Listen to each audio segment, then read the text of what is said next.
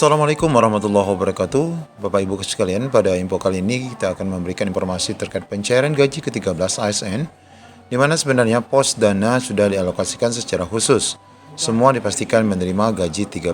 Pemda tidak boleh berkelit untuk membayar gaji 13. Untuk info lengkapnya ikuti video ini sampai selesai. Baik Bapak Ibu, pemerintah memastikan tahun ini seluruh ASN akan mendapatkan gaji ke-13. Nilainya pun lebih besar dibandingkan tahun lalu. Ya benar sekali, melalui pengumuman yang disampaikan oleh Menteri Keuangan bahwa rekan-rekan ASN pada tahun ini bakal menerima gaji 13 yang jauh lebih besar. Perhitungan gaji ke-13 sama dengan THR, yakni diberikan dengan memasukkan perhitungan tunjangan kinerja sebesar 50%. Sedangkan tahun lalu, THR dan gaji 13 diberikan hanya menghitung gaji pokok serta tunjangan yang melekat tanpa tukin.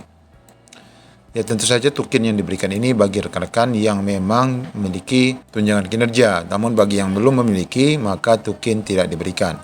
Menteri Keuangan Sri Mulyani saat konferensi pers mengenai kebijakan THR dan PNS mengatakan bahwa pencairan gaji ke-13 akan dilakukan bersamaan dengan masuknya tahun ajaran baru sekolah, yakni direncanakan pada Juli 2022. Seperti yang selama ini dilakukan, tujuannya adalah untuk membantu seluruh aparatur, terutama saat menjelang tahun ajaran baru yang dilaksanakan pada bulan Juli, yang biasanya ini identik dengan kebutuhan-kebutuhan belanja para putra-putri anak ASN, TNI, dan Polri.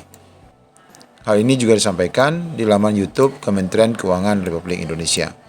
Dilanjutkan bahwa gaji ke-13 bertujuan untuk membantu para abdi negara memenuhi kebutuhan anaknya yang masih sekolah. Selain itu juga menjadi salah satu faktor pendorong aktivitas perekonomian, sehingga proses akselerasi pertumbuhan ekonomi akan tetap terjaga. Menteri Keuangan menyebutkan juga gaji 13 ini diharapkan dapat memenuhi kebutuhan biasanya berbagai belanja untuk keperluan pendidikan. Ya inilah keuntungan daripada aparatur sipil negara, di mana ini tidak didapatkan oleh profesi yang lain. Sedangkan aturan teknis tentang THR dan gaji 13 ini tertuang dalam Peraturan Menteri Keuangan PMK nomor 75 tahun 2022.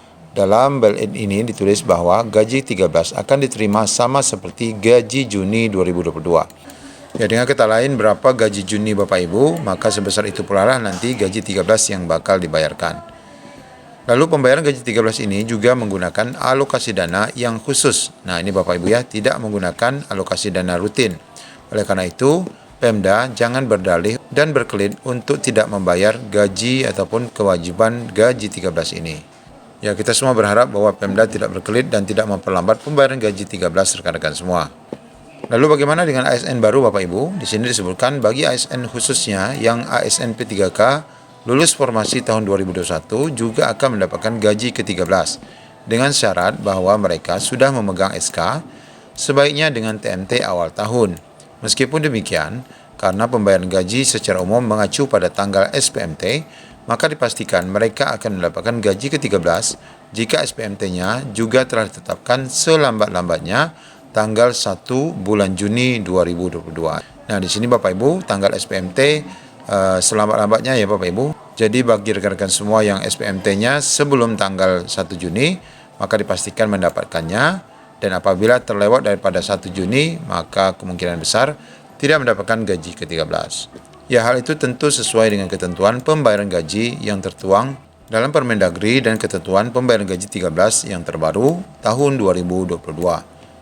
Intinya, semua ASN sebagaimana yang tertera dalam aturan PMK tahun 2022, jangan ada yang tertinggal dan semua akan mendapatkan gaji 13. Demikian jaminan pemerintah.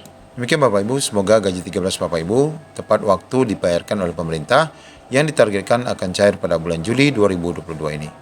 Demikian informasi singkat dari kami. Assalamualaikum warahmatullahi wabarakatuh.